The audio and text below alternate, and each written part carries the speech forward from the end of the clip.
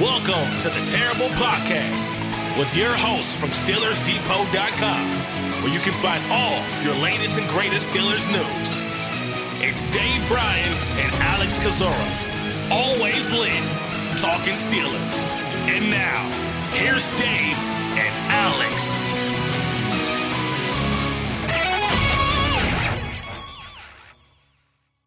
Welcome to the Terrible Podcast, Season 13, Episode 107. He's Dave Bryan. I'm Alex Kozora, SteelersDepot.com. Thanks for being back with us here on this Wednesday morning. Steelers Nation, we are recording this, Dave and I, though, on Tuesday night because I won't be available in the morning, and so decided to do this now. So as always, if any news breaks over the next, we'll say 12 or 24 hours, that's a reason why we did not get to it. Dave, good to be back with you. Got still a lot to talk about. Yeah, happy almost Wednesday and almost end of the pro day cycle here. The league meeting's getting about wrapped up, I think, by tomorrow. I would imagine that Mike Tomlin will be back out on the pro day trail to close out this week. It'll be interesting. I think you got a Florida pro day coming up, and has the Tennessee Pro Day happened yet? I don't think the Tennessee Pro Day. Going to be interesting to see how many more of these schools him and Omar Khan hit before this thing ends. I guess technically it rolls into next week a little bit there, but I think for the most part, the bigger schools will be all out of the way by Friday. But yeah, still a lot going on, especially with the league meetings, and learned a few more pre-draft visitors and a little bit more interest here. And where did we start? Yeah, I with the pro days, I know that next month there are going to be some of those private workouts. You know, Devon Witherspoon from Illinois is going to work out sometime, I think, in early April. And it's always hard to tell who attends those, but that's going to be something to be worth watching as well. But we'll start here with Omar Khan, who, like Mike Tomlin, in Arizona for the league meeting, speaking to the media in a couple different events and avenues, a 1v1 with Max Starks for Steelers.com, had some sort of scrum earlier today. Omar's done a really good job as Steelers GM to not say a whole lot, although one thing he did say, and that's kind of the biggest thing that I've taken away from the interviews he's done so far, is he did confirm the Steelers made an offer to strong safety Terrell Edmunds, and Edmunds essentially turned it down to go to Philadelphia on that one-year deal we talked about for Monday's show. So just to kind of put a bow on that situation, probably to reinforce some of the ideas you've had about how this whole situation went down, Pittsburgh did make Edmunds an offer. The Pitt Pro Day is Wednesday, so surely they'll get back for that, right? You would think so. For sure. I just was scrolling through. I think the LSU Pro Day, Ole Miss and LSU and Arkansas are all on Wednesday as well too. Yeah, look, that clears up a little bit of it. We said we didn't know whether or not we'd ever find out if they made an offer to Terrell Edmunds and what specifically what that offer is. I guarantee we won't know for sure. Omar's not going to reveal that kind of stuff there. But him coming out and saying point blank they made an offer to him. Look, I mean, I've said this several times over the course of the last couple of days. I had that long post the other day about it. I really believe that they offered him, just another one of those 4-year qualifying contract deals. Either that, or they offered him a veteran benefit deal, which I guess would technically be even cheaper than the 4-year qualifying contract. And if they offered him a flat out veteran benefit deal, no, he easily laughed that one off. That's why I really, really think that this was a 4-year qualifying contract. And, once again, I don't think it's a coincidence that the next day Zach Gentry agreed to a deal, and we still don't know that number. And technically, I don't think that one's even been announced by the team or come across the NFL official sheet either. Maybe a couple of those guys like him and Casey, they're waiting to get back in town to give them the physical and all like that. So we might not even get the contract numbers on Gentry until he finally does make it back to Pittsburgh. I don't know. We'll just have to wait and see here. But you know, it's back to the old argument again. I know people are tired of talking about it, but I mean, I did they insult him with this deal? Possibly, especially with Casey getting 2 for 2 years, $6 million there. I'm gonna lay this out one last time here. I think he made a mistake by not accepting that deal.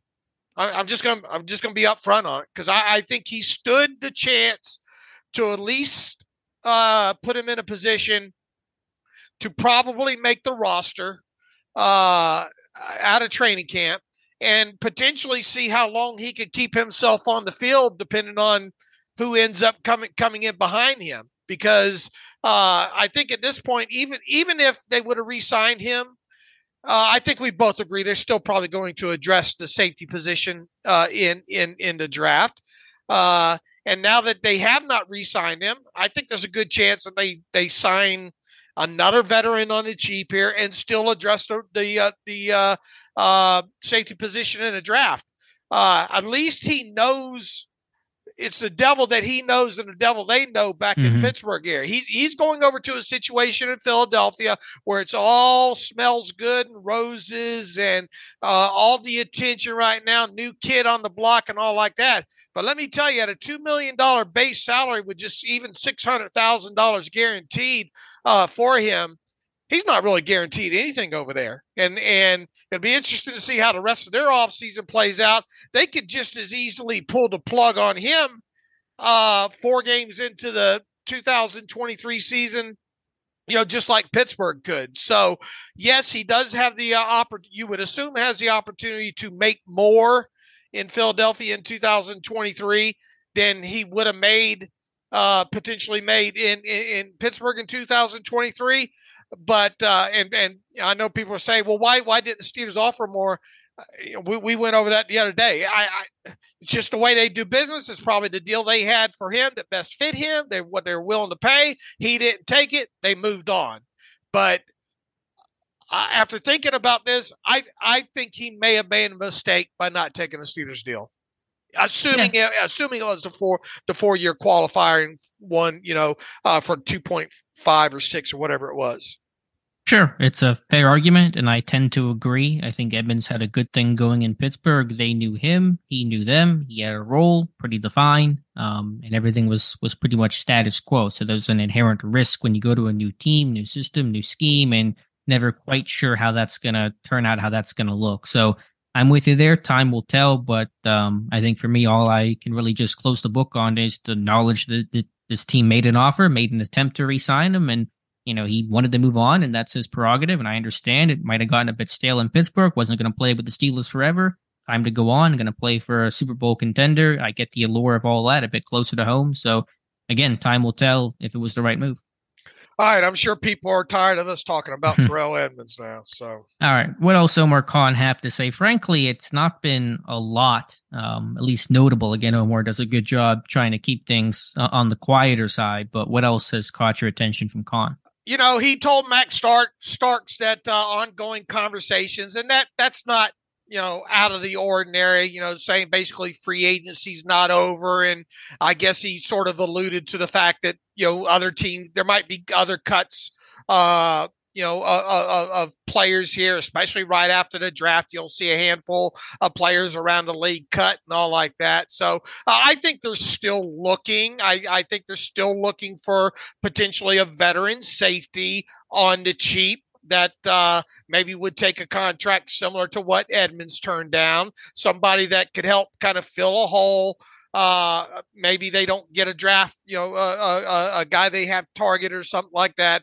Obviously, outside linebacker, we're going to continue to watch that situation. Jerry Dulac reported on Tuesday afternoon that they're supposedly going to bring Bud Dupree in, I guess, in the coming weeks. So I guess that hasn't happened yet.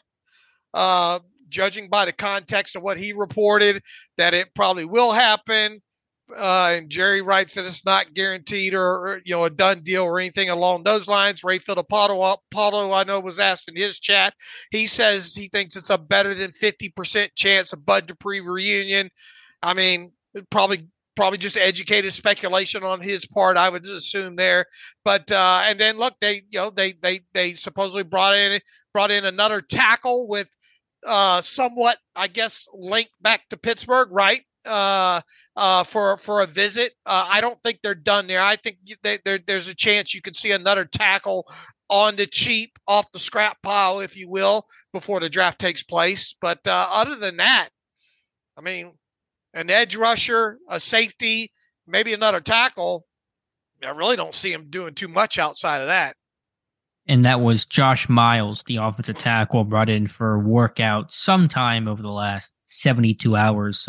Big, long tackle from Morgan State, 7th-round pick of the Cardinals, has only 23 career offensive snaps. There's a connection there with Isaac Williams, Pittsburgh's assistant offensive line coach. He coached Miles at Morgan State. And so I think that's probably one reason they got Miles in for the workout. No signing yet. Don't know if one's coming in the coming days or not, but we'll keep you guys posted there. Yeah, I think those are basically the moves. A safety, and that pool's pretty thin right now. An edge rusher, and basically probably Bud Dupree or not. I imagine that decision will get made before the draft, and so this team knows what its room looks like prior to April 27th. So a bit less than a month to go on that visit and decision happening. But yeah, I'm with you. That's probably the moves that are left on the board for the Steelers. Let's see. He said they were evidently targeting and potentially maybe an either or situation with Cole Holcomb and Elandon Roberts. They end up landing both of them. So, kudos there. If indeed that was the case, go. I mean, obviously you don't know what you're going to land, but they obviously had both those guys circled and went after and ended up landing both of them. So there's that. What else? What else did he have to say? That we haven't seen the full context really of the quote yet. That started circulating Tuesday night about maybe potentially some sort of interest in a slot wide receiver. I would guess that would be more geared towards the draft, but once again, I haven't heard. Look, he's not going to come right out and say, I don't think that we're going to draft a slot wide receiver. It's probably more in the context of him trying to say as little as possible. Probably asked about the specific position, and as he has all offseason, say we're not going to be afraid to upgrade any position. Within that. So but I will say this. It does make sense that they might address a slot wide receiver position in the draft. And I've thought that all offseason. I know listeners and people on Twitter have gotten on me. Said, well, they've got Calvin Austin III and all like that. Yeah, they've got Calvin Austin III. It'd be great to have him back and see what he can do. But, you still got sort of, for the most part, an if come with it when it comes to him, and he is a little bit on the smaller side. So you can most definitely, especially with this team not getting Steven Sims back, this offseason, there is, and we'll see what happens with Miles Boykin, who's more of an outside guy anyway.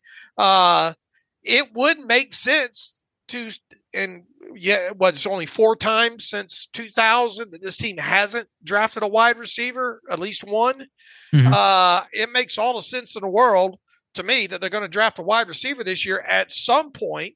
And I would like to think that receiver would be more geared to have an experience playing in the slot, maybe a little bit bigger kind of guy too.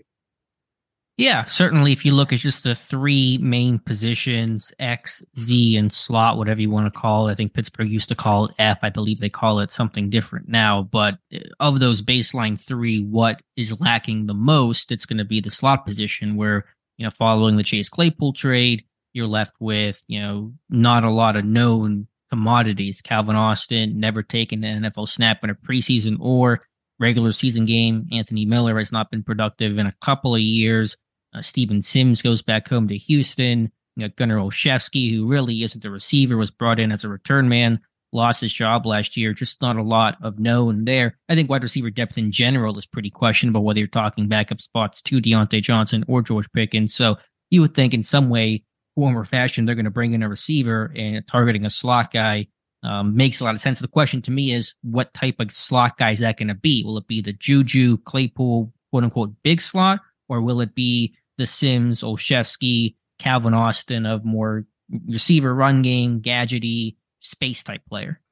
I think you want somebody that a little bit bigger than Calvin Austin at least, and somebody that can deliver you some yak, potentially, be able to play whatever on special teams, at least give you one or two team unit ability type guys in that as well too. So, I don't think that, I don't think they penciled in that this has got to be a 210-pound guy, but I do think that they would probably want somebody a little bit bigger than Calvin Austin III.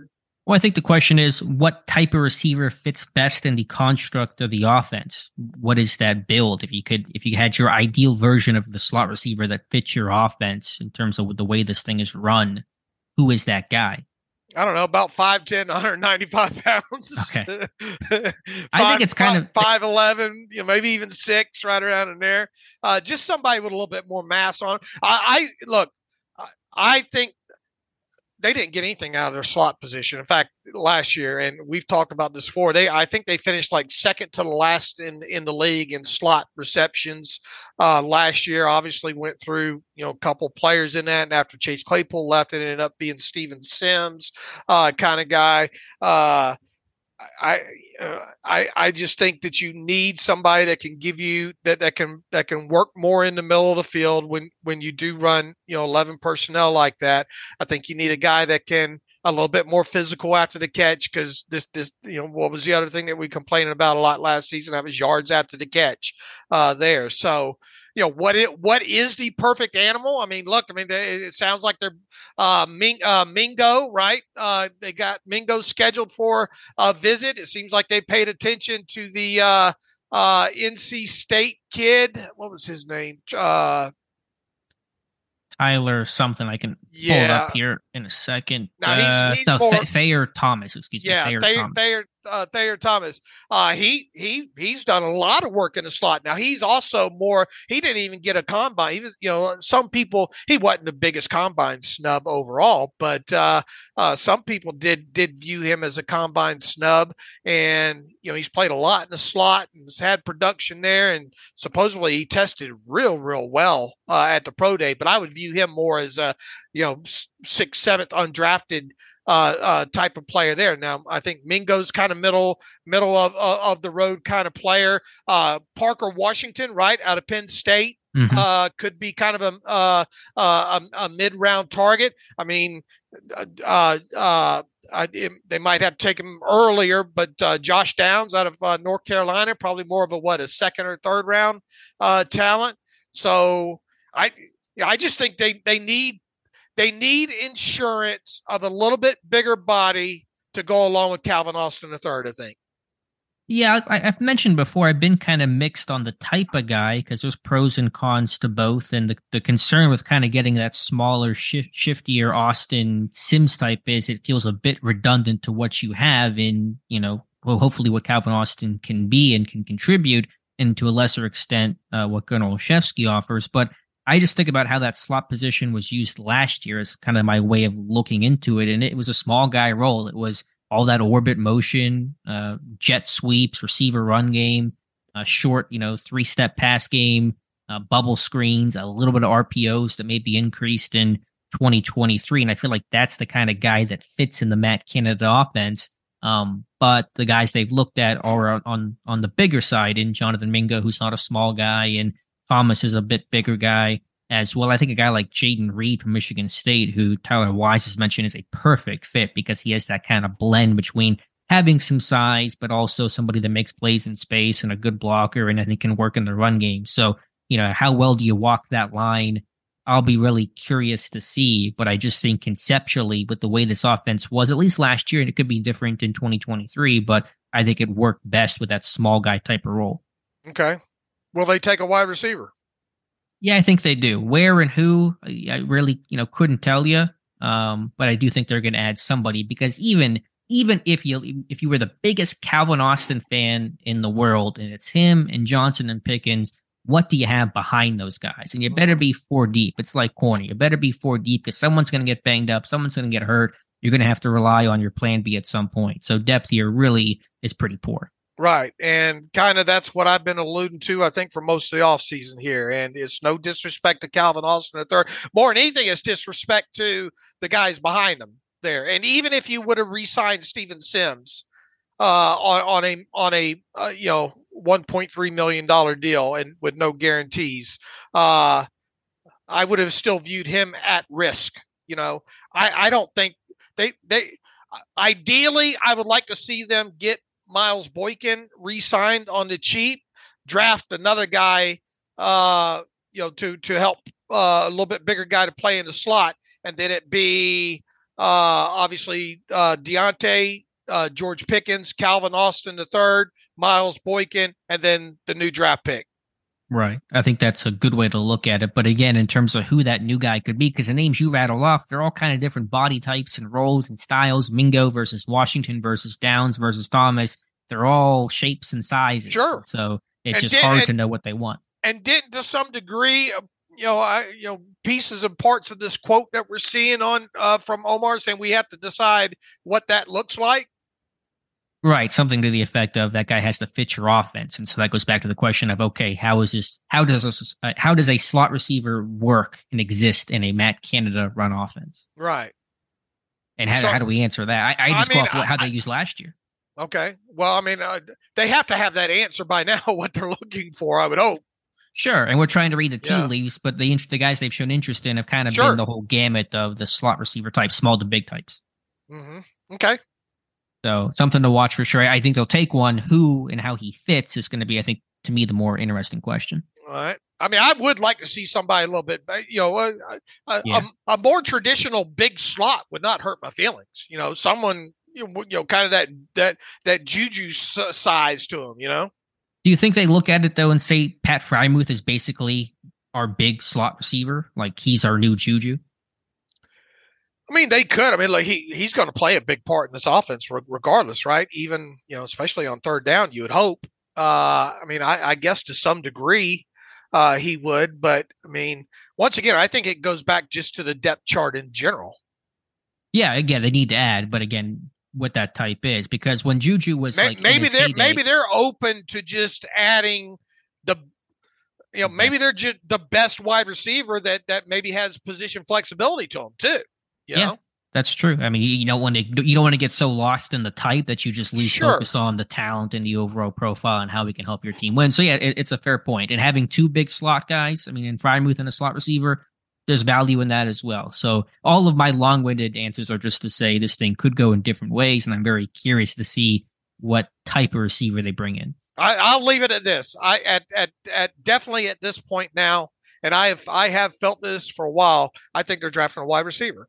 And shocker, they haven't drafted a wide receiver 4 times since 2000. So it's not like really going out on a limb there. Yeah. Speaking of Jonathan Mingo, I think it could happen anywhere from the 2nd to the 7th round.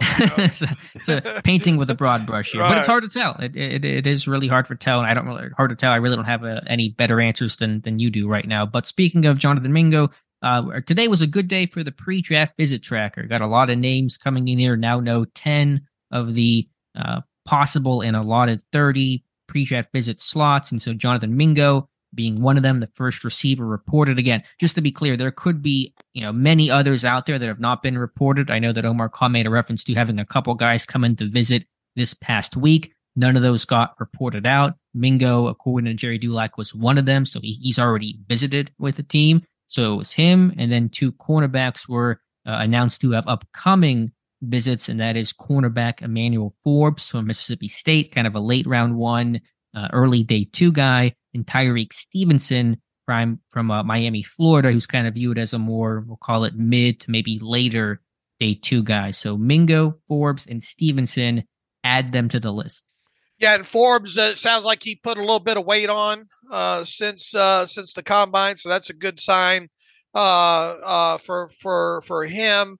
Ike Taylor was down at the Miami Pro Day and put Tyreek Stevenson through at least some portion of his drills. There's video of that and all. So it looks like I kind of view this maybe potentially as bringing, because look, every guy that they bring in, they don't draft, right? Sure. And they usually bring in multiple at a position. It's just kind of doing your homework. If you get, maybe they've got a guy targeted early, first, second round, and in case they don't get that one or two of those guys, they have guys in the back end that they can look at.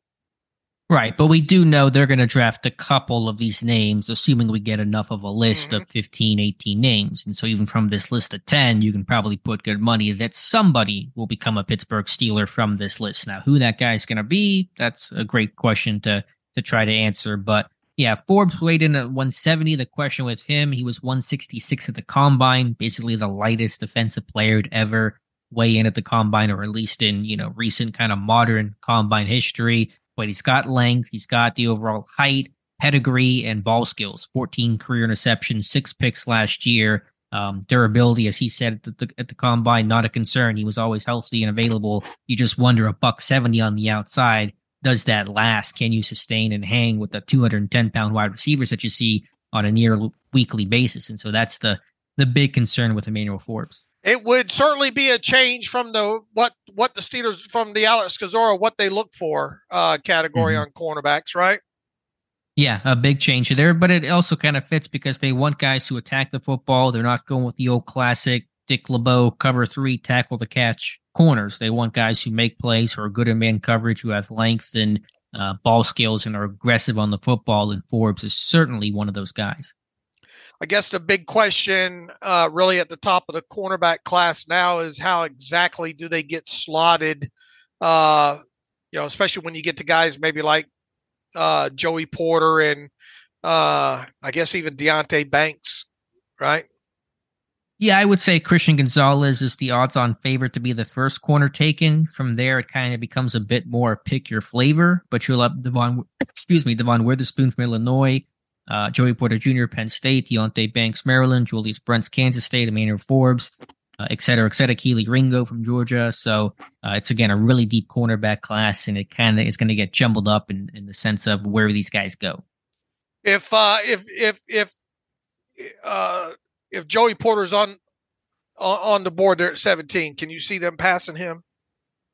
Yeah, I can see that. I don't want to write it in pen and say he's 100% going to be their guy. But obviously, he'll be as strongly in contention as any name that you can suggest because of the bloodlines and the length. And now he doesn't have the big interception numbers. Right. You could maybe try to talk about why that is. Was he targeted that much, et cetera. But obviously, he's a name that's going to be high on that list of likely picks. Right. But they've got him lined up. I mean, we know they're going to draft that position, and some people will even say, why not two? If you get one that can play in the slot, They need a slot guy just as bad as they need an outside guy. At least you got Patrick Peterson on the outside. I mean, who is your starting? If the season began today, who is your starting slot cornerback? Unfortunately, it's Millette. Yeah, and you don't want to see him on 3rd and 7. 1st and 10? Okay, fine. 3rd and 7? No, thank you. Mm-hmm. The other corner, Tyreek Stevenson, as you mentioned, had his pro day workout earlier this week. Ike Taylor down there to put him through at least, partially some of that workout. I just actually spent the time the last hour before our podcast watching Stevenson. Going to have a profile on him later this week, and he's a guy that's another press man corner, aggressive, good size overall, physical, willing to tackle. Does have a tough time getting off of stock blocks, and needs to be a bit more consistent overall, and probably needs some work in his zone coverage. But again, kind of profiling the same. Didn't have the big interception numbers that Forbes and others have had, but a guy that's really, willing to play the catch point and be a sticky man corner on underneath throws. All right, I look forward to reading that one. All right, so what else do we have here from the pro day? No Tomlin, no Khan, because they've been at the owner meetings, and so we'll see what those things wrapping up after tomorrow. If this team gets out anywhere, is the meeting still going on tomorrow? Is Wednesday the final? I think they putting the wraps on it today because Goodell spoke and all like that. I think so. I want to say that it's wrapping up tonight, but I might be wrong. If it wraps up tomorrow, I can't see it going because they've already done. They voted on the resolutions and all like that, and I think Goodell spoke tonight, so that might be a wrap on this thing. Okay, we'll be able to check for sure tomorrow. And then, as you said, if they get back to Pittsburgh, will they be at that pit day? You would assume so, but we'll just have to wait and see. So, Dave, you've been on, I think Josh Carney said it well, a heater when it comes to finding these pro day guys. So, kind of run us through who you've seen and what stuck out to you. You don't talk about the streak when you're on a streak, right? All right, fair enough. Good point. It's like a Fight Club kind of thing. Yeah. But I didn't do so good today. I struggled today in it. But I mean, look, you got the tracker pulled up there. Yeah, I can pull it up here. I'll run through who we've seen. Actually, I've not updated it for today. Somebody in the comments indicated that Pat Meyer was at North Carolina State. Now, I have not found him, and I would assume you haven't found him either. But somebody said that they're pretty sure Pat Meyer was at North Carolina State Pro Day, but I have yet to find him.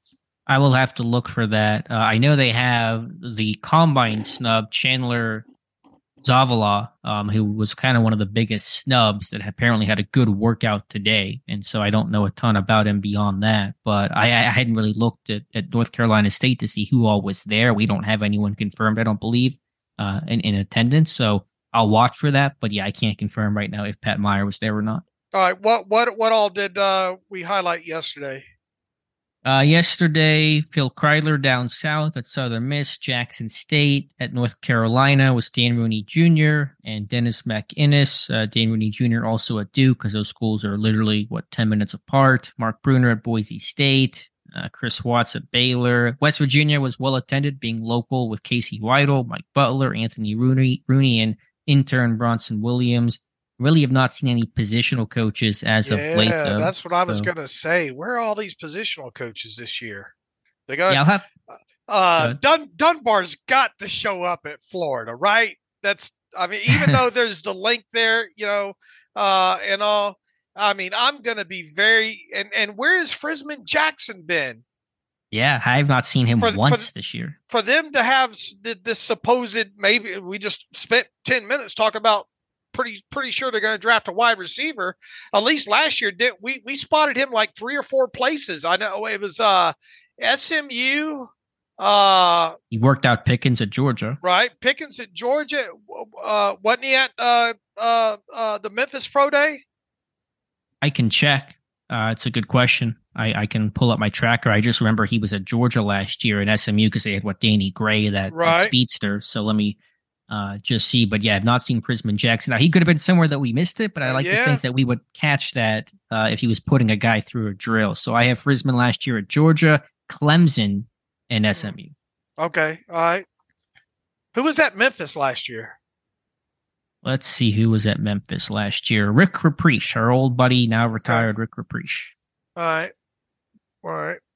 So, yeah, I don't with Dunbar, you would think, now, he's probably gotten a lot of exposure to Javon Dexter, their top defensive lineman, because he put him through combine drills, Dexter reportedly coming in for a pre-draft visit. But I think Dunbar will be there to see him in person. Plus, as you mentioned before, Dunbar's son, Carmichael, works at Florida. He's an assistant strength and conditioning coach there. So I imagine that's a good excuse for Carl to go down there and see his son. Right.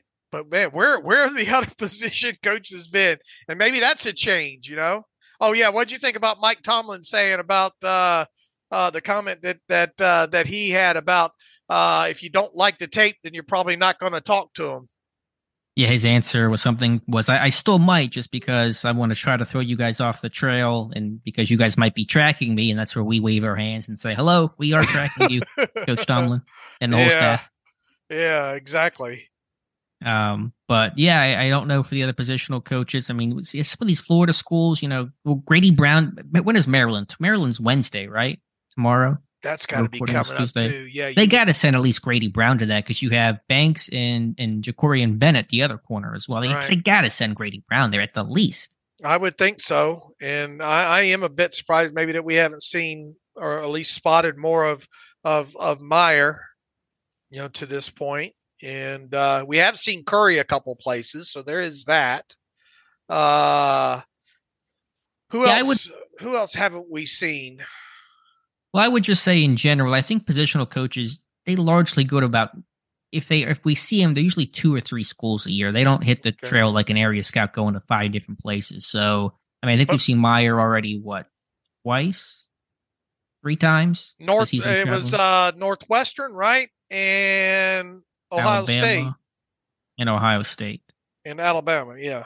Yeah, so that might be that's kind of typical for him. Curry, we've seen at Wisconsin and Tulane. Grady, we've seen at Alabama, Penn State. Anywhere else on Grady? I have the tracker in front of me. I don't know why I'm asking these questions. Just Penn State, Alabama. Roberts has been at Penn State and Michigan. So I guess we've actually probably seen maybe a bit more than. Okay. I thought we'd see Carl Dunbar more though, considering the defensive line need. And what about James Daniel?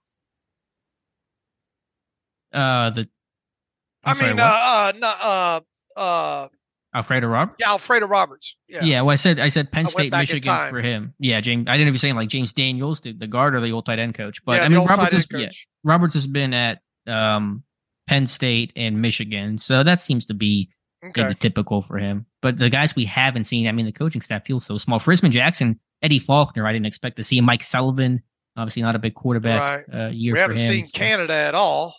That is weird because I actually researched this the other day for myself. I mean, every year I see Canada at least a couple times. I have not seen the guy once this year. Mm-hmm. Does that mean anything to you? Does it mean like defensive heavy draft? It might mean they don't need his opinion. Yeah, that's a good point. Potentially no quarterback involved. You know.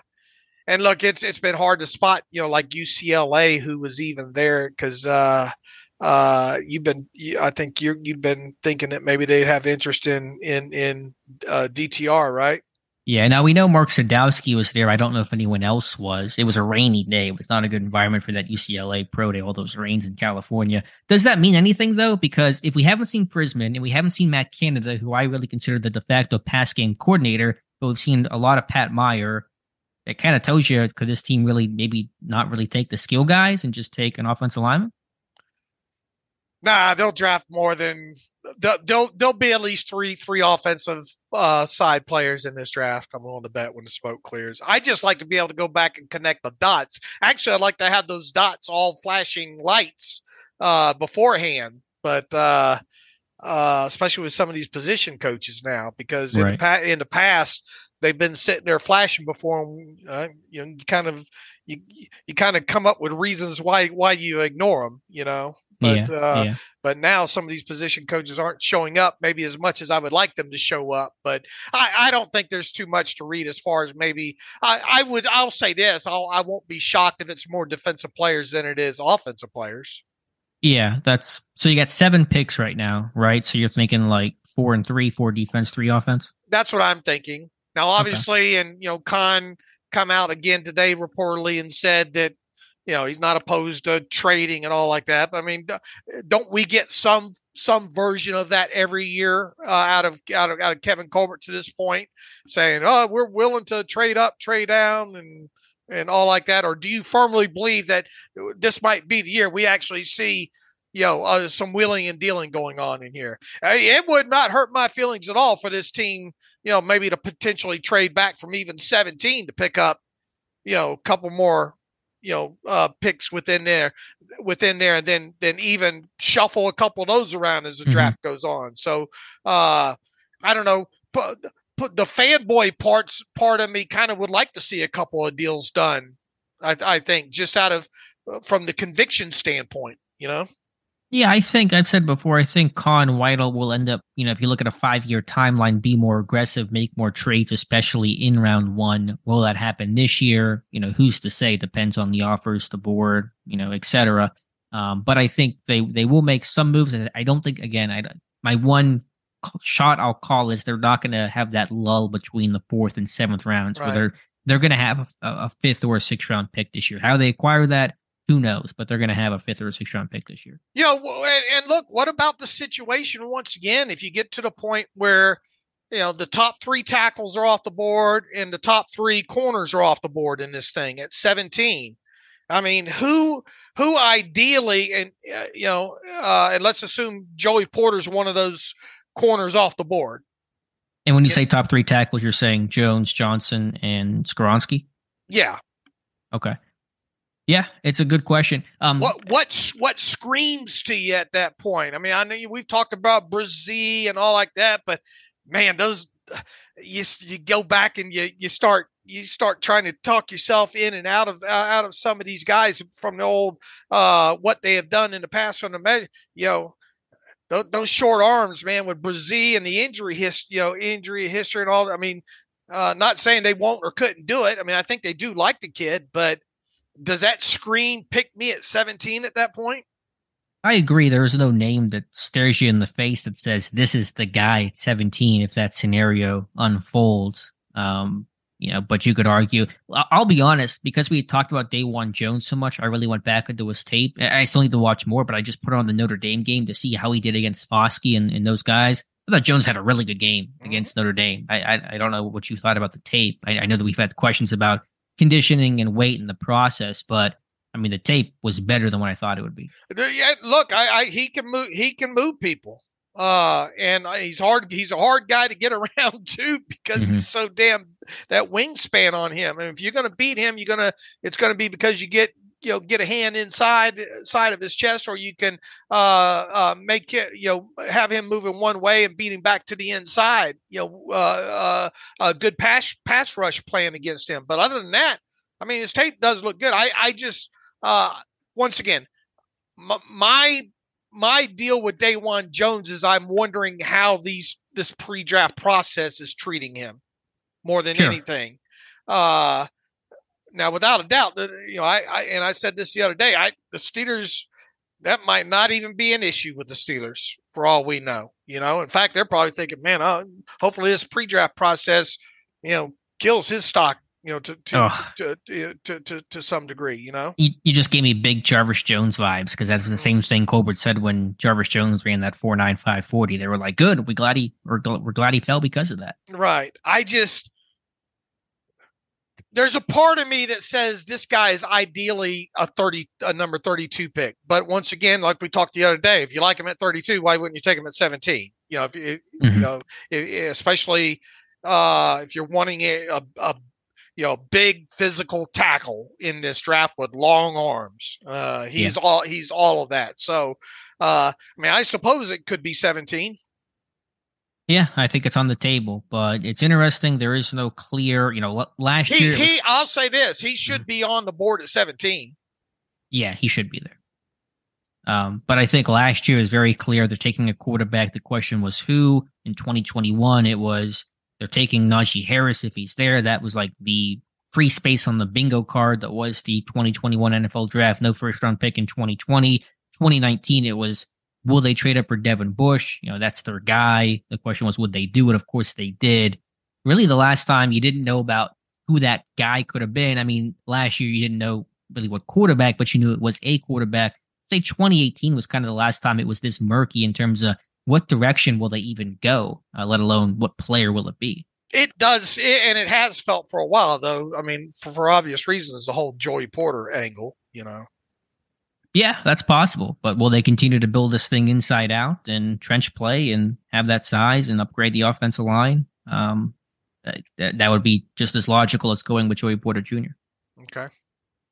All right, so that's the pro day. Yeah, a couple more still left here on the docket, and I will check NC State to see if I can see Pat Meyer.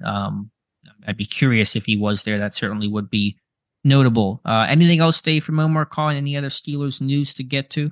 What about what they voted on at all? Yeah, the rule changes. The biggest change overall is you can now wear number 0. So it'll bring back Johnny Zero Clement, who was a Steeler back in the 40s, who wore that number, and so that number is eligible to most players, offensive and defensive linemen. They still can't do it, but already one player announced he will be wearing number 0. That's Jacksonville Jaguars wide receiver Calvin Ridley. We'll see if a Steeler does it. Will a Steeler wear number 0 this year, Dave? Man, I tend to think that they don't like to issue those lower numbers to players, non-quarterbacks or punters or kickers, period. So if if you want to pin me down for an answer right now, I'm going to say that if anybody gets it, I think it would be a rookie of all people. But I'm going to say there will be no zero on the roster. Yeah, I'll say the same because they've signed their free agents. I wonder if Patrick Peterson has a bit of regret. Maybe he would want 0, but now he's kind of already chosen 20. So I don't know. Maybe he just kind of hopes that rule would have been passed a couple weeks ago earlier. But yeah, I'm with you. I'll say no one wears 0 this year. But I do like that they've made that an available number again, because I like going back and watching it. It reminds me of the old days with even the double zeros and all like that, and I don't think that why not? You can't have a 0 tech wearing a 0. Why not?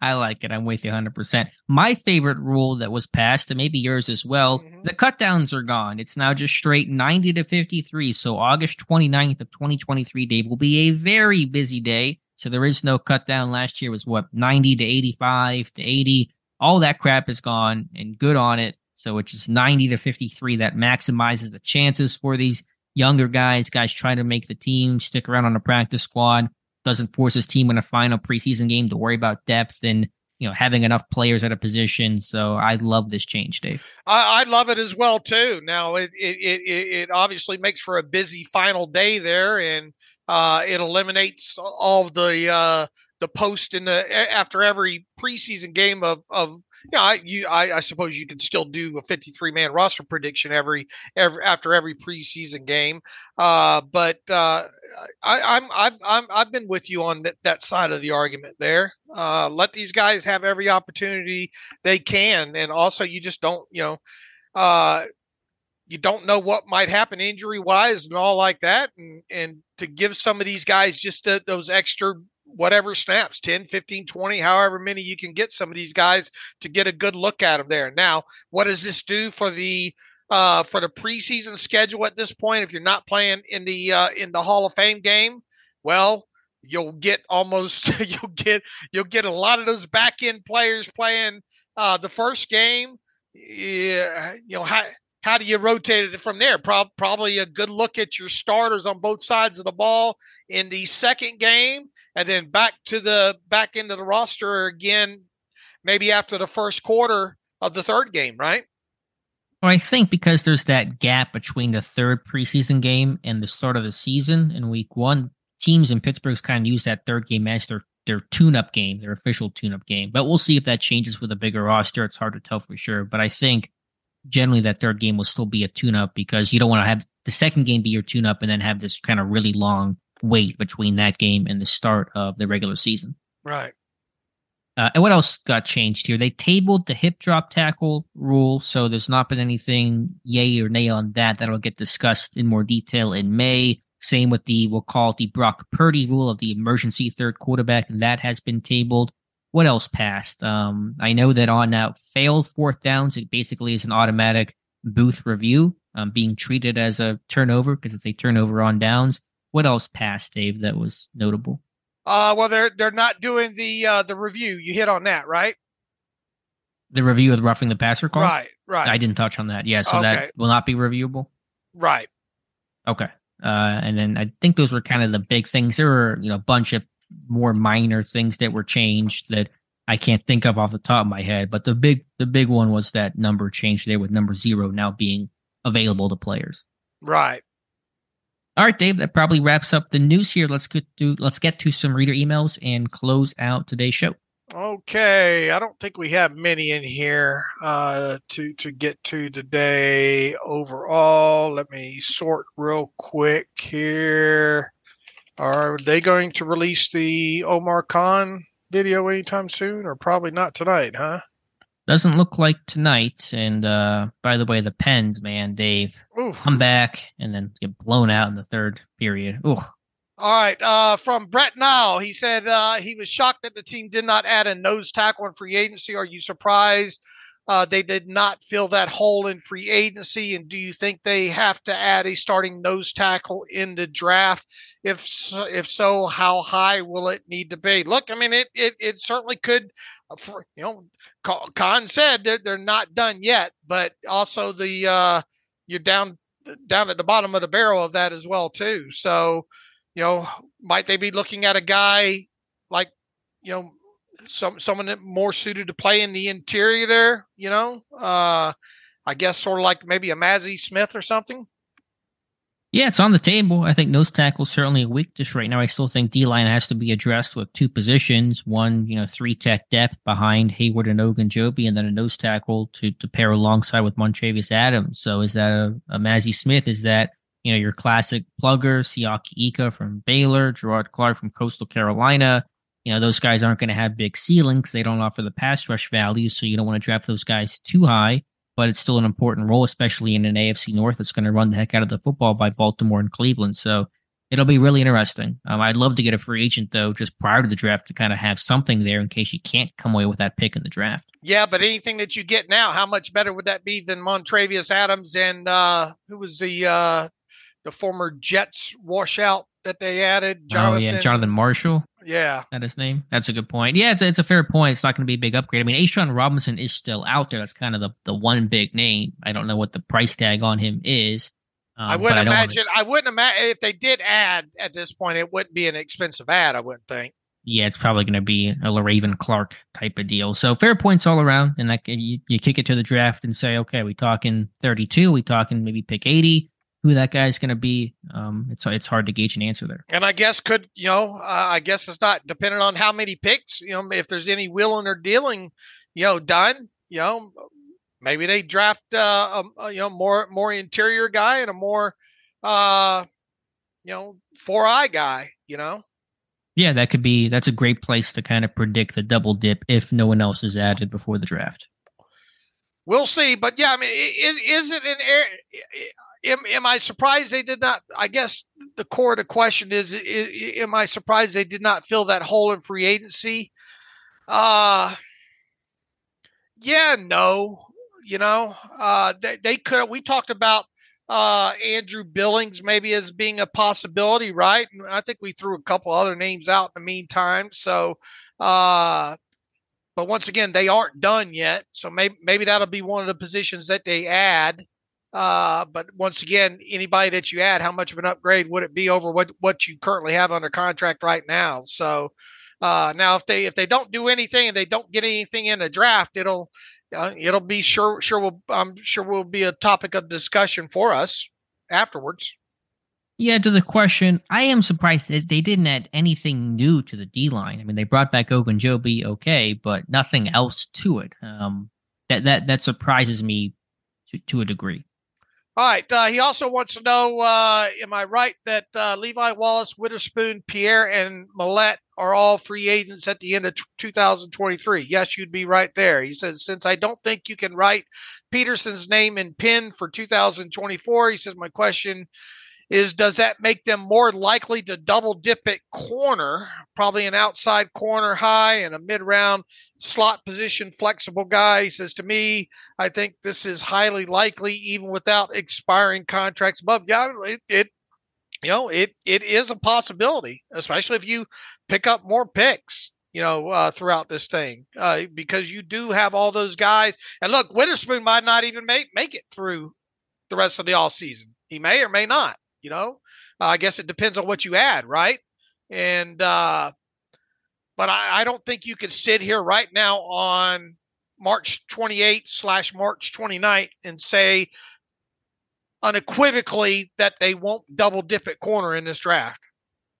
Yeah, again, there's still a chance that they could do that, and there's a good reason to do that. And certainly you don't look at it just from a roster construction of this year's standpoint, but okay, 2 years, and what contracts are expiring after this year, and so how do we add depth before we really need it when our entire room becomes free agents? So yes, absolutely. If you're a good GM, a competent GM, you're going to look at not just this year, but also where your roster starts looking at next year to prepare and plan, so you're not, caught off guard by, this time next year. I wonder if there's anybody around the league that, might come open after the draft or before the draft, slightly before, as far as a slot guy, Yeah, and this is kind of really, further down the road, but waiver wire cuts, when you go from that 90 to 53, August 29th, you pick up somebody there. Pittsburgh's done that before, and obviously you can't plan on that and bank on that, but you do wonder about maybe something that roster may shift a little bit before week one.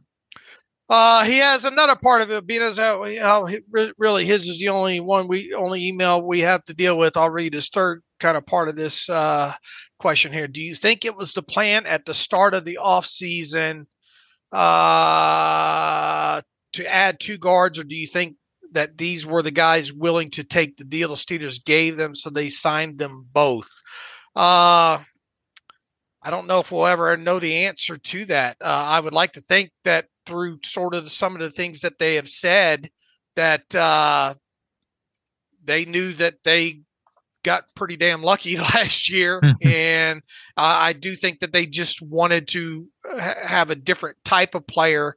They wanted some aggressive players in there as well too. So I think they probably looked at this draft class, as Alex and I talked, not too long into this thing about, man, where's the true guards at it in this class? And then, come combine time, you lost one of them in Voorhees there. Yeah, I think they just looked at this overall and said, we at this draft class, we better go to free agent route here. Yeah, I'm with you, basically. I think, I don't know if they came into the offseason saying, let's get specifically Nate Herbig and Isaac Seumalo. I think that was probably part of several names on their list, but their idea was, we got to improve starters, we got to improve depth. We got lucky on the lack of depth last year, and we feel like our starters can and need to be upgraded. And so that was their overall plan. They go through their list of names, and it just worked out well that they got both starters and depth. Yep. Now, I don't know if maybe I would imagine that the plan was to go after both those guys.